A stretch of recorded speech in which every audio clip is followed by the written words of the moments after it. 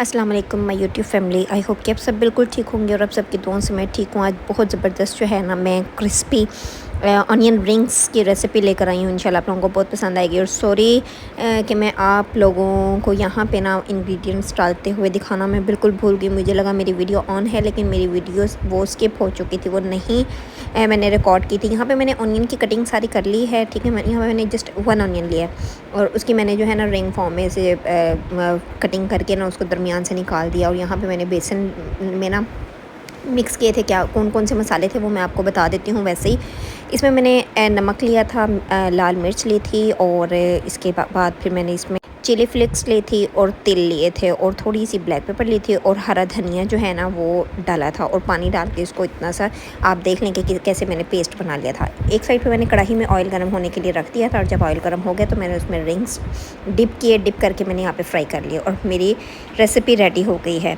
और उम्मीद करती हूँ जब आप लोग भी इस रेसिपी से बनाएंगे तो इंशाल्लाह आप लोगों को बहुत पसंद आएगी। इसी के साथ मुझे इजाज़त दें और प्लीज़ मेरी वीडियो को लाइक शेयर और चैनल को सब्सक्राइब लाजमी करें। अल्लाह हाफिज़।